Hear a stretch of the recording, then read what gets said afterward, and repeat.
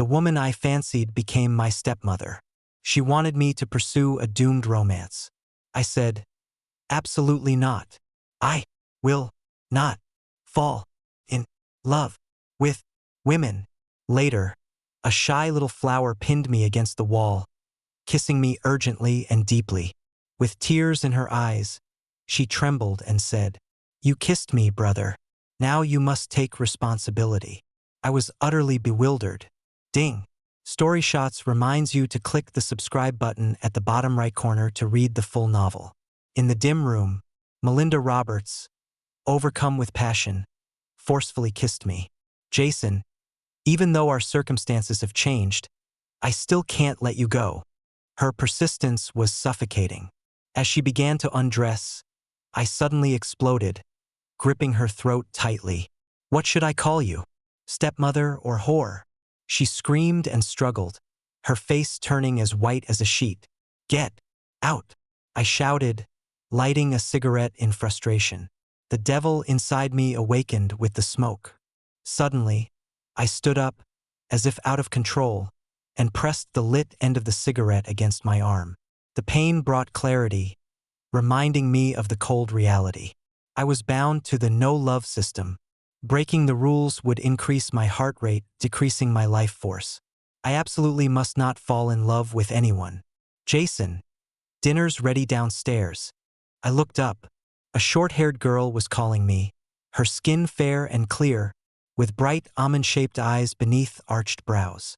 Anger flared within me, my expression turning cold and distant. "Don't bother me. Get out."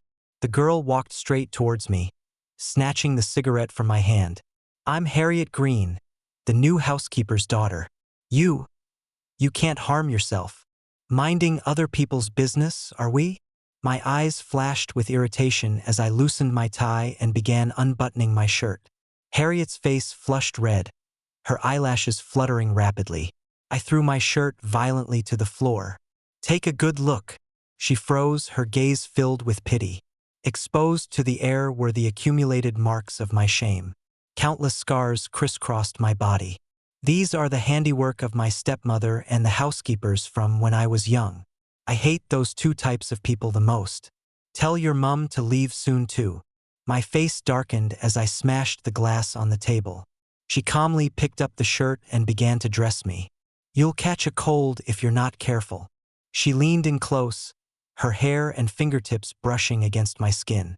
The warmth of her breath suddenly intensified. My Adam's apple bobbed as I instinctively stepped back. "Stay away from me." This was unbearable. I was terrified of intimacy, especially with a delicate flower who matched my aesthetic preferences perfectly. To my surprise, she met my gaze fearlessly. "My mum is a kind person. She'll be good to you and so will I." "Be good to me?" I laughed bitterly. "Why the bloody hell would I need you to be good to me?" Later, she took out some iodine to disinfect my wounds, ordering me not to move. As if bewitched, I became docile and obedient. Life value remaining, 90%. My father couldn't wait to marry Melinda Roberts. The wedding reception was lavish, extravagant, and boisterous. Harriet Green, like a plague, followed me closely. Utterly annoyed, I coldly asked, "What? Afraid I'll kill myself?" Under her thick, butterfly-like eyelashes, she replied with a hint of calmness, "Mum asked me to take care of you. She's gone home to fetch something and will be back soon." Auntie appeared shortly after, carrying a cake. How ironic. Today was my birthday, the anniversary of my mother's death. Yet my father was busy marrying his new bride, forgetting everything else. Harriet lit the candles, her eyes flickering with anticipation. "Make a wish quickly, it's very effective." I averted my gaze and looked up at the starry night sky. I didn't make a wish. Instead, I spoke to someone above. "Mom, I'm fine. At least today, I'm not alone." As I blew out the candles, Harriet handed me the cake. When our fingers touched, the love aversion system awakened, flashing red and screaming. Warning, heart rate increased by 10%, life value remaining 90%. Bloody hell. I put down the cake and left without looking back, disappearing into the cold night. In the hotel garden, my assistant Yvette Harris handed me a cake. "Happy birthday, Mr. Williams." Every year on this day, after visiting the cemetery, I'd only buy a small piece of cake. A little sweetness is enough. Too much would be wasted. Harriet appeared out of nowhere, looking dejected. "Jason, don't you like my cake?" I glanced at her carelessly, forcing a smile. Inside, my heart twisted. "Don't leave tonight. Stay with me," I said, pulling Yvette close. The sharpness in my eyes faded, replaced by tenderness and desire. Yvette blushed, perfectly playing the role of a mature, coquettish woman. "Mr. Williams, you're so naughty." Throughout it all, I didn't dare look at Harriet again. Those wet eyes of hers would steal my sanity. "Mr. Williams, she's gone," Yvette softly reminded me. "Good, you can go too," I said, sinking back onto the bench, lost in thought. Once again, I was left alone. I've long grown accustomed to being alone. Later, a sudden gust of wind brought a torrential downpour to the city. I stood in the rain for a long time. 20 years ago, at just 5 years old, I had stubbornly stood in the rain like this. Life value unexpectedly stagnant. After getting soaked in the rain and drinking, I spent a hazy night. I vaguely remember holding Harriet Green and saying something, and I think I even kissed her. Bloody hell. How embarrassing. A noisy voice interrupts my thoughts. Melinda Roberts is complaining. "Why isn't there any seafood porridge for breakfast? What is the housekeeper doing?" I frown. What a pain in the arse. My dad looks at her adoringly, comforting her that they'll hire a new housekeeper.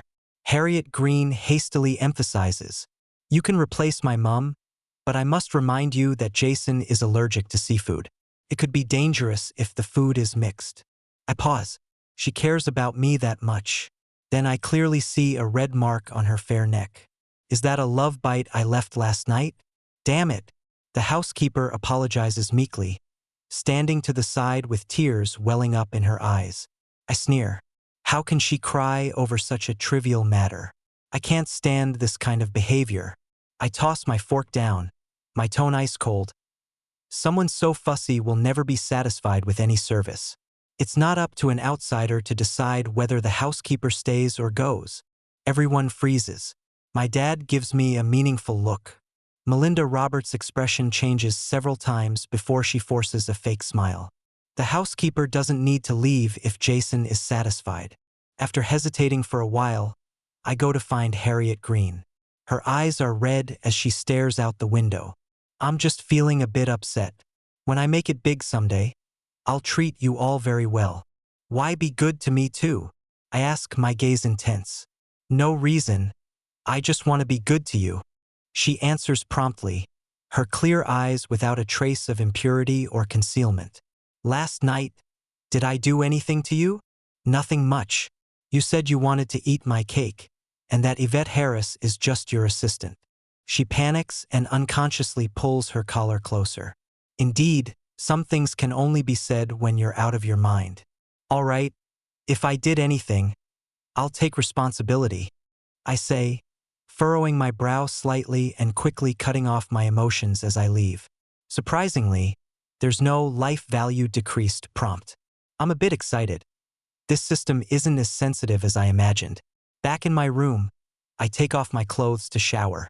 "Harriet Green, what have you done to me? Why is there also a patch of love bites blooming on my chest?" Life force remaining, 80%. I had someone investigate Harriet Green. Single-parent family. Father passed away early. Grew up with her mother. This year she's in her final year of university, right in the midst of preparing for her postgraduate entrance exams. Yet she acts as if nothing's wrong, often hovering around me. Lately, she's been frequently sharing cheesy pickup lines. For instance, she suddenly appears thoughtful. "I want to buy some land." I frown. "What land? Do you have money?" She looks at me earnestly. "The land of your undying devotion." The ambiguous, sweet atmosphere reaches its peak with each word. I clear my throat, my voice nervous and unsteady. Where did you learn such strange jokes? She bursts into laughter, her eyes curving like crescent moons. Isn't it funny? Don't always keep such a straight face. You look even better when you smile. She said I look good. My lips barely start to curl upwards when I immediately empty my mind, evading the system's detection. Late at night, I toss and turn, unable to stop replaying it in my mind. I want to buy some land. The land of your undying devotion. Sweet, sweet enough to melt my heart. Unexpectedly, the system is also burning the midnight oil, yawning as it broadcasts. Heart flutter value increased by 20%. Life force remaining, 80%. Life value remaining, 60%. As Sunday evening approached, Harriet Green still hadn't returned, and her phone went unanswered. A bald man cornered her outside the gated community. It turned out to be her gambler ex-stepfather. The bald man's eyes gleamed with scrutiny and a smirk. Your employer's so rich. What's wrong with giving your old man some money? I'm only here because I've got nowhere else to turn. Harriet trembled with anger. My mum divorced you ages ago. We owe each other nothing. If you try anything, I'll call the police immediately. The man cursed and swung his hand to slap her. I quickly restrained him, but he struggled and fought back, kicking hard at my leg. There was a loud thud. I fell straight down, cold sweat breaking out from the pain. My prosthetic right leg had come off lying on the ground. It was a pitiful sight. Harriet found strength from somewhere, shoving the bald man to the ground and roaring with red eyes. Her out-of-control, frenzied appearance resembled an enraged wild beast. The bald man fled in panic. I said self-mockingly, hit by a car, became disabled, couldn't protect you. Harriet was anxious and flustered, but with a stubborn determination. I'll protect you. I can do it. It was dark by the time we got home. Worried that the earlier incident might affect her, I asked, are you confident about passing your master's entrance exam? Of course I can. My name's Harriet, which means I'm good at everything. The housekeeper's fist flew towards her. Harriet, is that how you speak to Mr. Williams? So impolite. Harriet dodged smoothly, bumping right into my chest. I frowned. She blushed. After a long moment, she stammered, does your chest still hurt? I suppressed the turmoil, hinting, it doesn't hurt, just still red from being bitten by something last time. The housekeeper came over concernedly. Mr. Williams, I'll go buy a mosquito zapper to get rid of those cheeky mosquitoes. Harriet looked like she'd choked, her expression frozen as she instantly turned red. The system didn't let me off either, cold and merciless. Heart rate increased by 40%. Life value remaining, 60%. Ignoring everything else, I gazed at her seriously. Harriet Green, pass your master's exam, and I'll grant you one wish. I just never imagined that this wish would later nearly torture me to death. Life value remaining, 40%. A fluffy head peeked into the study. Harriet Green, are you ill? I instinctively placed my hand on her forehead. The touch of her skin sent tingles through me. She was so nervous. She could barely speak coherently. I was supposed to come back after the exams, but it's been too long, and I thought, what are you trying to say? I've always been impatient, but with her, I was extremely tolerant. She hesitated. Then, with a look of resignation, she rushed forward, pinning me against the wall, kissing me hard and urgently. Her soft, breathless sighs tickled my nose. My Adam's apple bobbed as I breathed heavily. It felt like falling into a deep river, unbalanced and panicked, thrilling yet dangerous. After a long moment, she looked up with tear-filled eyes, trembling as she said, you kissed me, Jason. You have to take responsibility now. Me? I felt like I'd swallowed a firecracker, my whole body burning up. I turned away to hide my emotions. These young ones nowadays, so bold. But at this moment, what could I say? Turning back, I regained my composure. I'll drive you back to uni now. She burst into tears, pouring her heart out. I dreamt you took your own life, and I couldn't stop crying. I've been desperate to see you, thinking about you constantly. Didn't you say you'd make my wish come true? This is my wish. I was lost in her confession, confused and overwhelmed. The system screeched again, out of control. Heart rate increased by 60%. Life value remaining, 40%. Bloody hell. Failing already? But why should I, a grown man, be controlled by some system? This time I'm throwing caution to the wind. Pushing aside what little reason remained, I gave her my answer. Pass your exams and I'll come after you. She was overjoyed, her eyes shining brightly. Jason, I'll go back to uni on my own. Wait for me to return victorious. Okay? 15 days until the exams. 15 days until we could meet again. Bloody hell. I'm like a lovesick puppy counting the days. Melinda Roberts pushed open the door, smirking.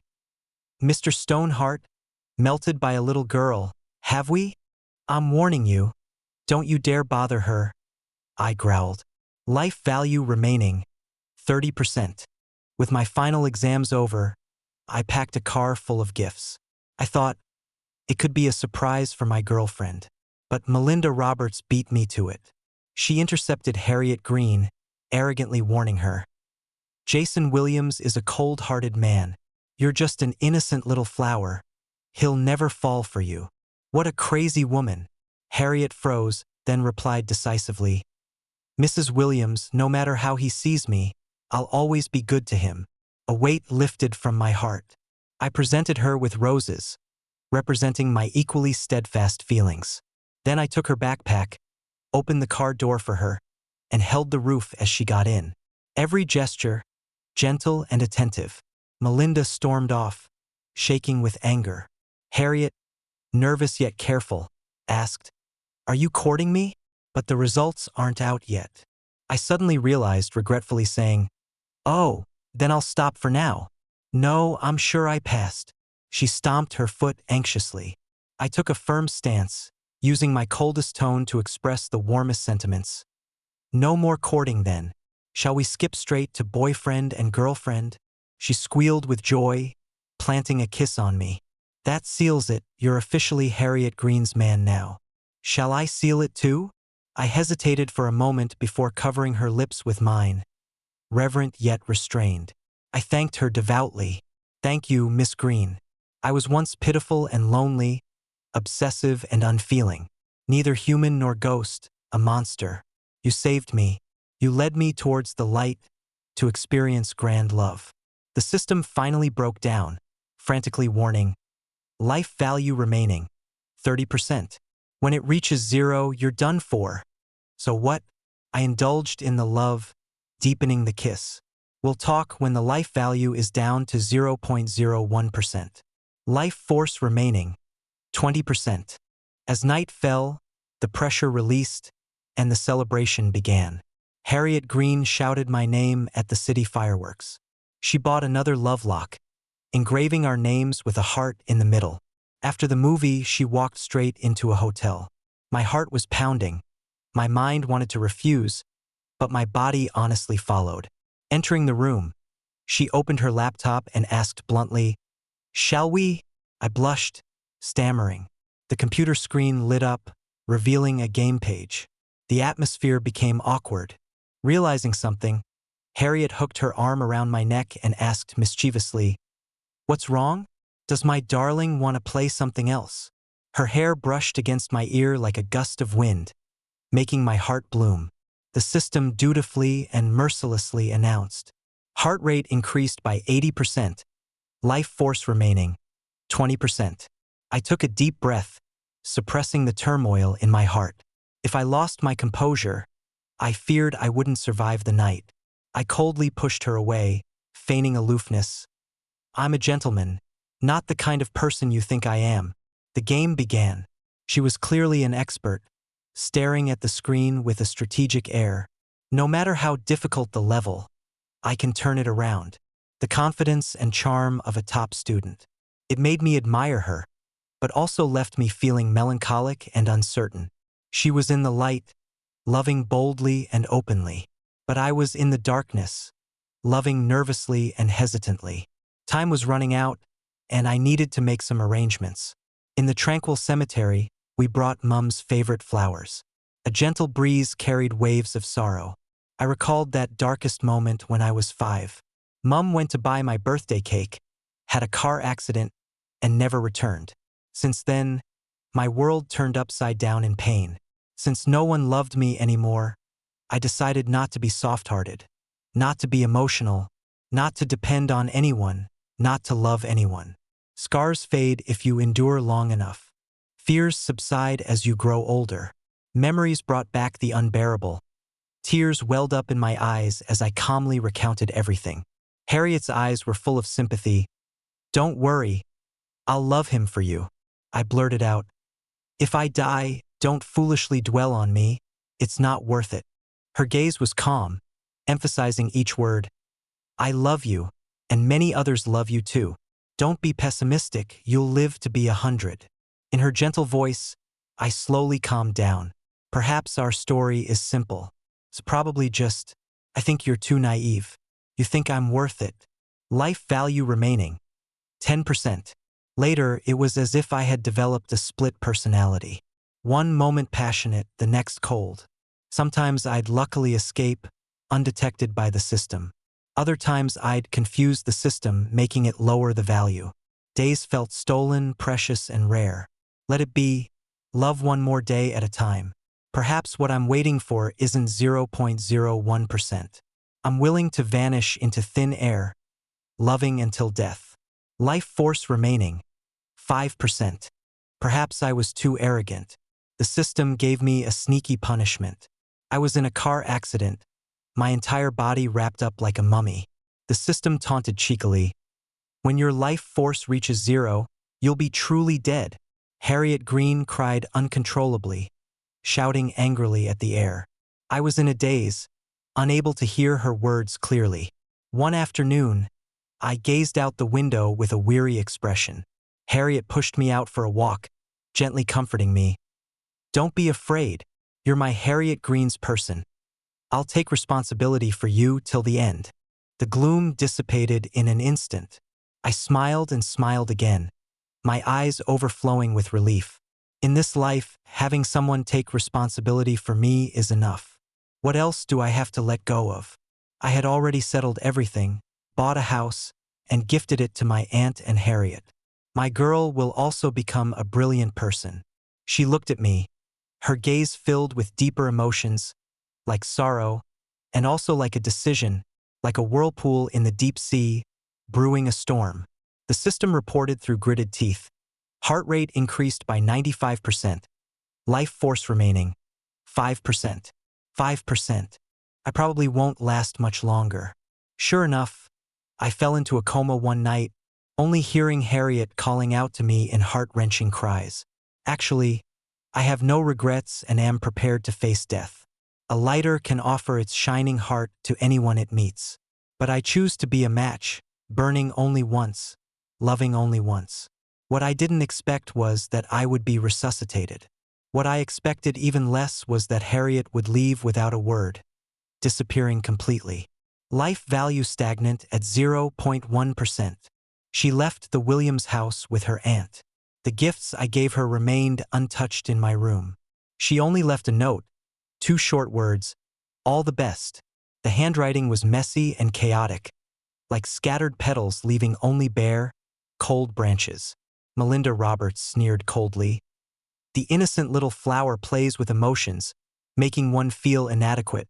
That night, I smashed everything in my room, like a beast driven to the edge of a cliff.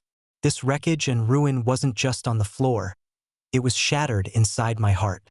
Yes, salvation came from her, and so did the pain courtesy of her. I threw myself wholeheartedly into loving her, full of joy. Before my life value could reach 0, she decisively ended it, hitting me like a ton of bricks. She cut off all contact, vanishing without a trace. For years later, in a spacious counseling room, I refused to reminisce further, struggling to wake from the dream, my body drenched in cold sweat. Dr. Clark soothes my emotions. Being willing to open up is significant progress. I'll adjust the treatment plan accordingly, and I need your cooperation. Fine, I respond coldly. desperately trying to control my trembling hands. In my days, I think again of the girl who said everything about her was good. Harriet Green, you're not good at all. For you, you simply left me. For me, I firmly believe that I don't deserve happiness. Everyone just can't wait to abandon me. Later, how did I survive? Struggling day and night in agony. I comforted myself, convinced myself. Perhaps 4 years ago in the operating room, when my life was hanging by a thread. It was her who vanished into thin air instead of me. It must have been. Scratching off a thank on a lottery ticket is enough. Love is the same. There's no need to scratch off, thank you for your custom, completely before letting go. When I finally accepted everything calmly, Harriet Green appeared again, bright as day. At that moment, I nearly lost my mind. At the company's annual Christmas party, a manager from a subsidiary approached with a group of young employees to offer a toast. Mr. Williams, allow me to introduce some of our young talents. Cara Bailey, Peter Mitchell, Zion Murphy, and a brilliant new hire, Harriet Green. Harriet Green? The name exploded like thunder across a still lake, sending ripples through my mind. I hope it's you. It must be you. It has to be you. I gripped my glass tightly, disregarding decorum as I looked up, searching. This brilliant new hire stood at the back of the group, eyes downcast, her demeanor humble. For years, it had been 4 long years, she had grown out her hair and applied elegant makeup, appearing both refined and aloof.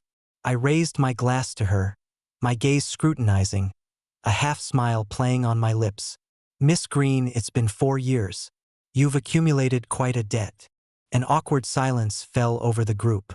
People began to whisper amongst themselves.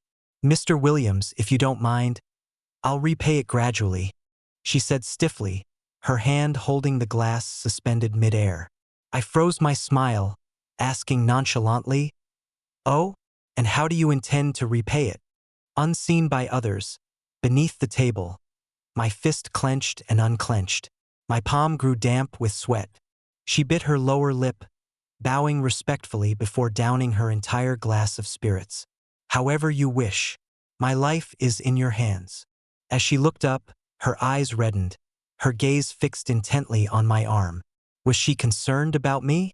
Why put on this act? A wave of nausea hit me, along with a desire for revenge. I carelessly uttered a few words. Start by becoming my assistant. You can repay me slowly that way. During the party games, Harriet was called to the stage to participate. She held the microphone, momentarily lost in thought, then calmly said, I want to buy a plot of land. Does anyone know what kind of land I mean? I stiffened, my expression suddenly turning cold. Someone in the crowd shouted, Let's ask Mr. Williams to answer. All eyes turned to me. I looked up, my gaze meeting hers across the room. My eyes were filled with murderous intent and frost, like a predator eyeing its prey. Her gaze was clear, fearlessly meeting mine, as she added fuel to the fire. Surely Mr. Williams, being so clever, remembers the answer? Humph, quite bold. My expression shifted several times before I slowly took the microphone. My voice, dark and slightly trembling, spoke, heart and soul.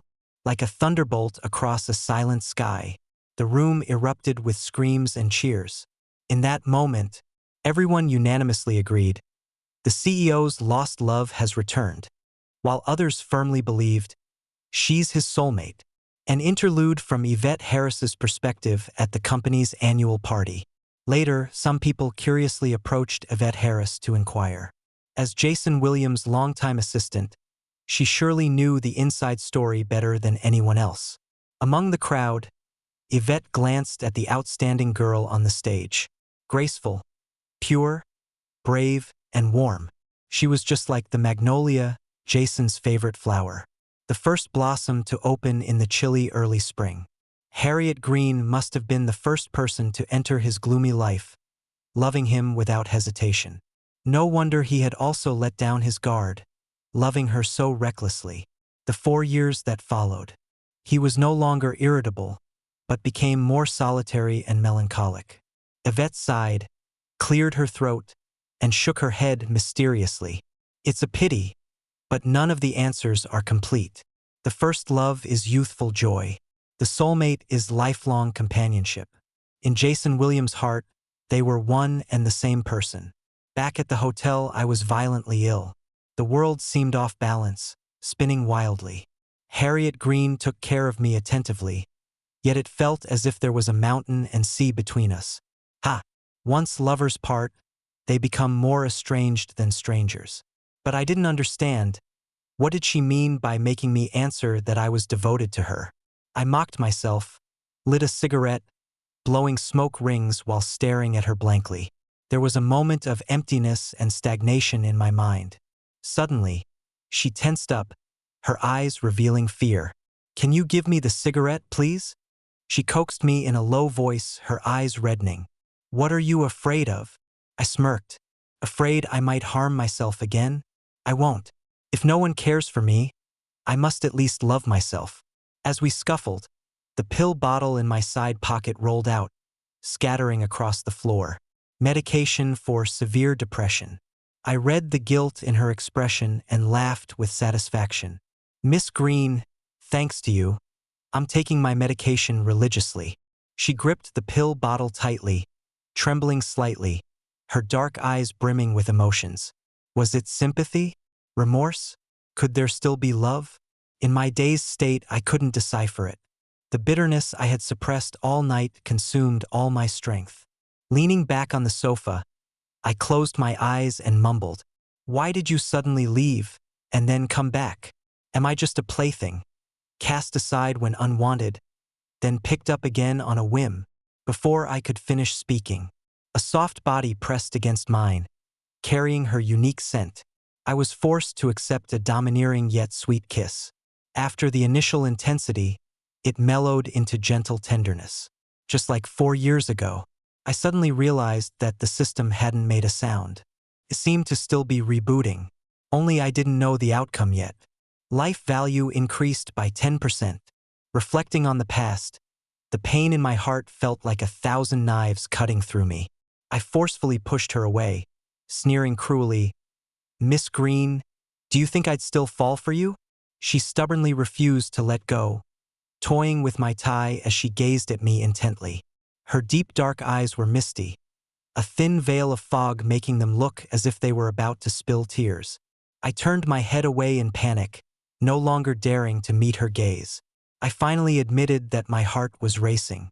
Like a buoy breaching the surface of a lake, it bounced restlessly, creating ripples that couldn't be calmed, never to be calmed again. She kissed me again, her eyelashes fluttering, a smile spreading across her face. "You've fallen for me, and I've won," reversing the entire ending. The long-absent mechanical voice sounded again. Heart rate increased by 10%. Life value increased by 10%. I was stunned. Increase, increase? In my confusion, Harriet Green knelt before me, holding out a ring. I remembered 4 years ago in the hotel, her face full of determination. No matter how difficult the level, I can reverse it. It turned out that when I had the car accident, she had captured the system and negotiated a deal with it. When my life value was close to zero, she left my world. After disappearing for 4 years, if I still loved her, the system would automatically reverse its parameters, changing the loveless system into the true love system. Her proposal vows were passionate and sincere. "In this world, there's always someone born for another. I want to be your light, to be your everything. Jason Williams, will you marry me?" I smiled, feeling a surge of burning emotion. I think I've won too. Love, long absent but not unfamiliar.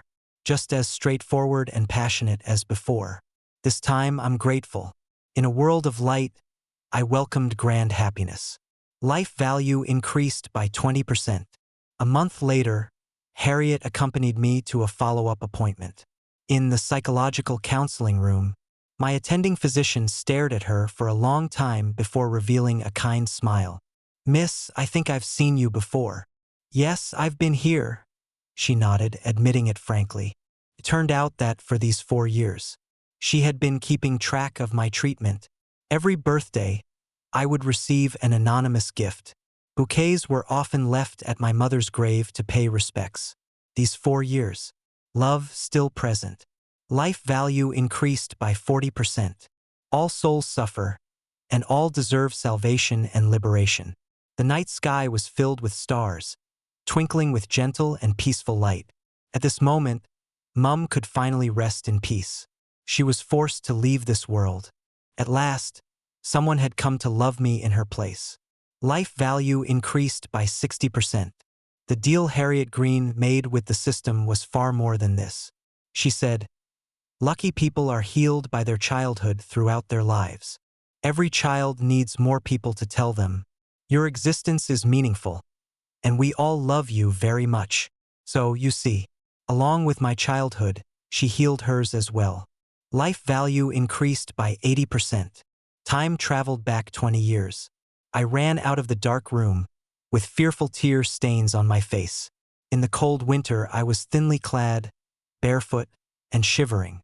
If I had taken off my thin clothes, you would have seen several new wounds on my body. The nanny and stepmother wouldn't leave me alone, chasing after me viciously. I didn't understand. Mum had only left, so why did no one love me anymore? I was in pain and cold, almost unable to hold on. Suddenly, the door was pushed open. My stepmother immediately changed her demeanor, smiling and complaining. "Darling, Jason is being naughty again. He just won't go to sleep." I retreated to the corner, tears welling up in my eyes. But I dared not complain to Dad anymore. He wouldn't believe me.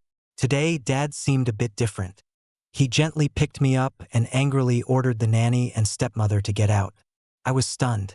Only then did I notice a strange lady and a little girl behind Dad. Dad said this was the new nanny and her daughter. The lady had a kind face and quickly wrapped me in a warm blanket. I must have looked pitiful, because this lady cried with sympathy. Life value increased by 90%. The little girl came to hold my hand. She was so pretty, like a pure little flower. Her skin was fair, and beneath her curved eyebrows were a pair of bright almond eyes. She smiled sweetly and handed me a piece of candy, saying, "Don't be afraid, brother. My mum will be good to you, and so will I." Life value increased by 100%. The little girl loved to follow me around. Like a plague, she was almost always by my side. It was a bit annoying, but as she followed me, I gradually broke some bad habits. Some habits that were harmful to myself. With less pain in my life, it seemed not so bad after all. One day, I saw someone who looked a lot like my mum. I chased after her without thinking. A car came speeding towards me, blaring its horn sharply. It was about to hit me. I was frozen in fear. The little girl appeared out of nowhere and pushed me away with all her might. To save me, she bled so much. I cried and scolded her for being so reckless. Seeing that I was unharmed, she smiled triumphantly as if she felt no pain. She leaned close to my ear and whispered, "Brother, I'm the chosen one to heal you." Epilogue, Harriet Green's perspective. I love the phrase love at first sight. Love at first sight is too shallow. Love grows with time too bland. In a dim room, a cold and noble man, leaning lonely by the window, his features like a sculpture, too eye-catching. A pair of eyes like icy pools, flashing with detachment and coldness. Such a beautiful person, yet he was burning himself with cigarettes. His body was covered with old scars. He told me to leave, told me not to care about him. But how could I not care? The first time I saw him, fireworks exploded in my heart. I might have to spend a lifetime sweeping up the ashes. Mum said this brother was naturally aloof, liked to be alone. He missed out on a lot of love in his childhood. We should treat him more sincerely and care for him more. Of course, I will be good to him without reason. I will treat him like spring treats a cherry blossom tree. I even wish I could share some of his pain. On his birthday, he didn't eat my cake, instead embracing a beautiful woman and whispering sweet nothings. I stood in the rainy night, crying my heart out. Late at night, he drunkenly knocked over a glass of water.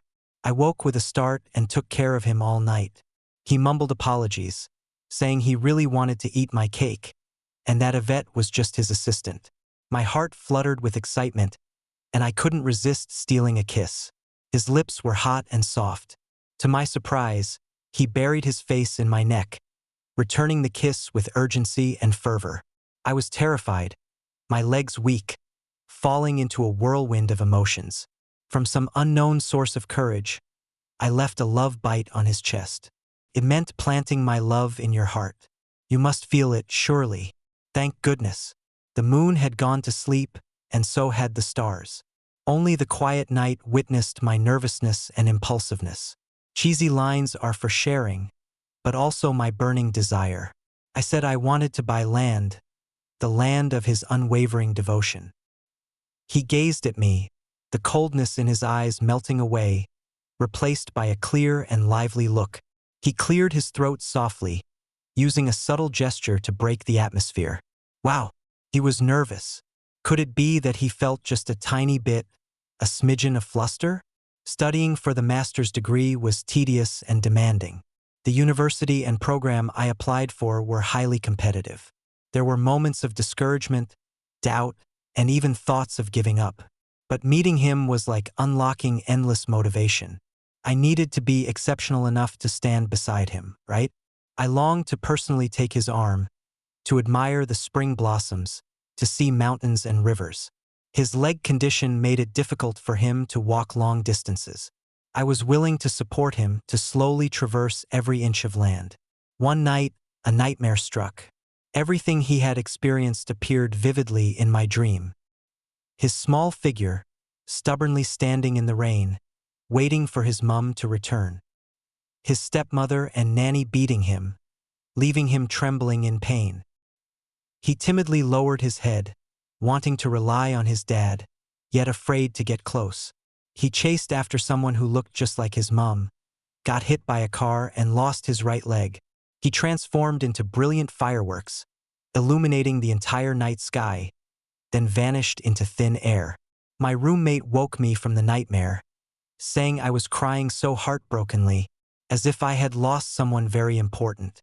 I sat stunned for a moment, then decisively asked for leave to go home. Jason Williams, I've decided that I'm destined to be your savior. I want to openly protect you, love you. So I kissed you forcefully, then acted pitiful, making you take responsibility. This was my best friend's terrible advice. But I didn't care, I went for it. Ordinary tactics wouldn't work on you. I'm sorry, my darling. I never expected him to agree. Even less did I expect him to love me at the cost of his life. He was in a car accident, and I discovered the existence of the absolute love system. How cruel. As his love grows, his life diminishes. In that moment, I instinctively wanted to vanish in his place. But if I died, who would love him for me? I tried everything to negotiate with the system. Melinda Roberts, can overcome any obstacle, no matter how difficult. The system finally agreed to my terms. I made a deal with the system to disappear for 4 years. If Jason still loves me after 4 years, the system will compromise and grant my request. Is it risky? Not at all. Love is the tiniest word in the world. Can only fall on one person. At the company Christmas party, I nervously asked, "What land do I want to buy?" I knew asking this question was like signing my own death warrant. Jason looked at me as if he wanted to devour me whole. His gaze was as cold as a freshly sharpened knife, glinting with an eerie chill. He must hate me. But after a long silence, he answered, his voice trembling and hoarse. "Your heart." Completely. The whole room erupted in cheers and applause. I let out a sigh of relief, only then realizing the bright lights were making my eyes sting. The tears I'd held back for so long finally fell, glistening in the light. Of all the entanglements of love in this world, nothing is better than this. You still remember, in the hotel room. His beautiful eyes were as calm as ink, glinting with a mocking smile directed at me. Mocking me for making him take medication daily. I'm sorry. Actually, at the annual party, I wanted to tell him the truth. But the system still refused to give up. It said it hadn't yet captured his wildly accelerating heartbeat. Jason leaned back on the sofa, his posture upright, with sharp brows and bright eyes. The top 2 buttons of his casual shirt were undone. One glance was enough to make anyone feel dazed and captivated. This damned allure. It seems I'll have to act on impulse again today. Just like 4 years ago when I pressed against him, delivering urgent and passionate kisses. He returned the kiss for a moment before calmly pushing me away. I grew anxious, realizing that men aren't easily appeased either. I continued to entice him, gazing deeply into his eyes. The system finally admitted defeat, shyly covering its face and running away with a squeal. Jason's gaze locked onto me, forcefully pulling me into an abyss of intoxication. We became entangled in a surge of emotions, passionate and intimate, forgetting time, pain, and everything else. I know that 4 years apart has been cruel for both of us. But what I want is a lifetime of love and protection, to have been able to come to your side early in your painful childhood years, to heal you. Don't be afraid, darling. I'll be good to you,